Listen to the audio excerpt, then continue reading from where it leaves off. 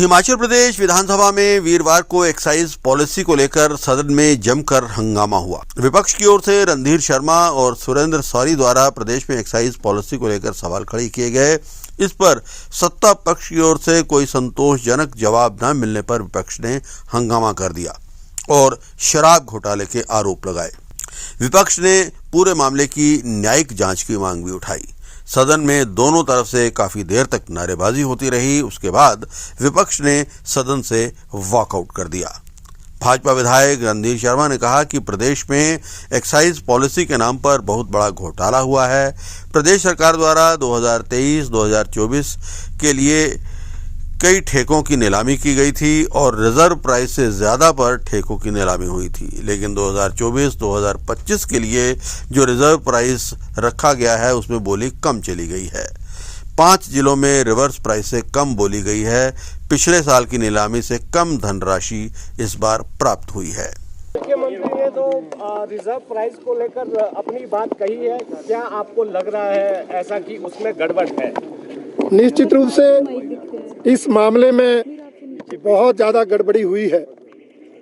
गड़बड़ी इतनी ज़्यादा है कि इसको अगर शराब घोटाला भी कहा जाए तो कोई गलती नहीं होगी। सरकार ने नई एक्साइज पॉलिसी लाई 2023-24 में। उस पॉलिसी के अंतर्गत ठेकों की नीलामी हुई और उन ठेकों की नीलामी जो जिलावार हुई, वो जिलावार जो धनराशि थी उसी जिलावार धनराशि को इस साल 2024-25 की नीलामी के लिए रिजर्व प्राइस रखा गया। हर साल रिजर्व प्राइस से ज़्यादा शराब की बोली जाती है, परंतु इस बार ये हैरानी हुई है कि रिजर्व प्राइस से कम पर भी कई जिलों में बोली चली गई। पूरे प्रदेश के 5 जिलों में रिजर्व प्राइस से कम बोली गई, मतलब पिछले साल की नीलामी से भी इस साल कम धनराशि पर नीलामी, और 3 जिलों में रिजर्व प्राइस के बराबर नीलामी। 100 करोड़ के लगभग कमी जो पिछले साल की नीलामी से हुई है, हम मानते हैं वो घोटाला है। जिला चाहे शिमला हो, कांगड़ा, नूरपुर, चंबा और ऊना, इन जिलों में एक तो रिजर्व प्राइस से कम पर बोली गई है। अगर आप बोले तो मैं आंकड़े पढ़ सकता हूं। शिमला में 251 करोड़ 44 लाख रिजर्व प्राइस था, 250 करोड़ में नीलामी गई। कांगड़ा में 296 करोड़ 40 लाख रुपए थी और बोली 279 करोड़ 94 लाख में गई। नूरपुर में 118 करोड़ 35 लाख रिजर्व प्राइस था, 100 करोड़ में बोली चली गई।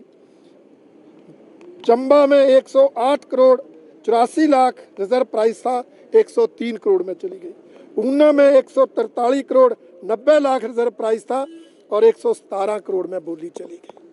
इस तरह इन जिलों में रिजर्व प्राइस से कम जाना, ये तो बहुत बड़ी बात है, क्योंकि शराब की बिक्री भी बढ़ रही है, शराब की बोतल पर टैक्स भी लगा है।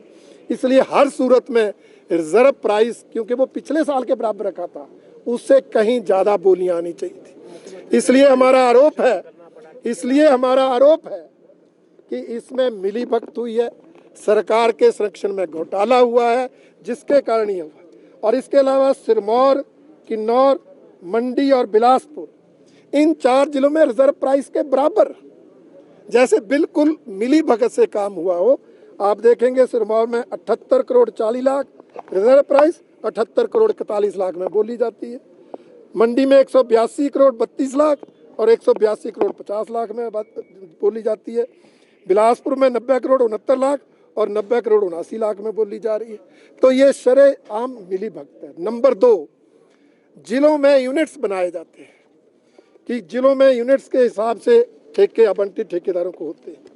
इन्होंने अपने पिछले साल जो यूनिट बनाए थे उनका पुनर्गठन किया और पुनर्गठन में यूनिट्स को बड़ा कर दिया गया ताकि ठेकेदारों को लाभ दिया जा सके। सिरमौर में 5 यूनिट थे, पूरे जिले का 1 ही यूनिट बन गया ताकि एक ही ठेकेदार को काम मिले। मंडी में 8 यूनिट थे, कितना बड़ा जिला है, उसका भी 1 ही यूनिट बन गया ताकि उस ठेकेदार को लाभ मिले। नूरपुर में 5 यूनिट थे, उसका भी 1 यूनिट बन गया और वहाँ भी उसको लाभ मिला। बिलासपुर में 5 के 2 यूनिट, ऊना में 11 के 10 यूनिट, चंबा में तो 11 यूनिट्स का 1 ही यूनिट किया गया। ये आंकड़े दर्शाते हैं, स्पष्ट करते हैं कि इस बार शराब नीलामी में बहुत बड़ा घोटाला हुआ है, सरकार के संरक्षण में हुआ है। मुख्यमंत्री जी पिछली सरकारों के आंकड़े देखकर इस पर पर्दा डालने का काम कर रहे हैं, जबकि हमारी मांग है कि इसकी जांच होनी चाहिए, न्यायिक जांच कराई जाए, दोबारा बोलियां कराई जाए, ताकि दूध का दूध और पानी का पानी हो सके। जी थोड़ा सा छूट गया वो। इनका प्रश्न साथ में था, मेरा प्रश्न इसमें साथ था। मेरा ये कहना है कि इस बार सरकार ने जो नई पॉलिसी लाई उसमें जो बोतलें ठेके के अंदर बेची गई उसमें एमएसपी दर्शाया गया और उससे पहले एमआरपी था, और जो ठेके में आवंटन हुआ उसमें बहुत घोटाला हुआ, बहुत सारे वीडियो उसमें वायरल हुए।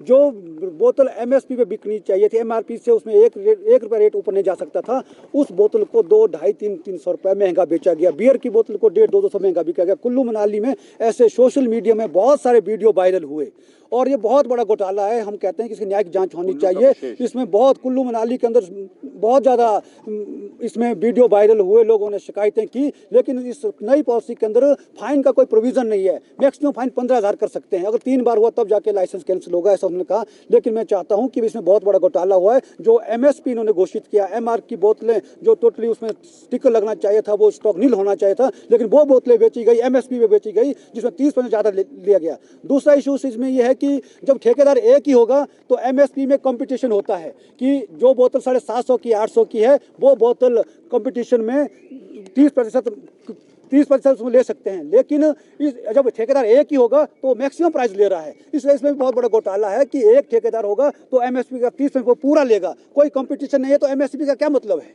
ये मेरा कहना है। इसलिए इसकी जांच होनी चाहिए। सर वो तो आपकी सरकार पर ठीक, सवाल उठा रहे थे कि देखिए हाँ, एक भारतीय जनता पार्टी की सरकार ने प्रथम वर्ष में पहली साल में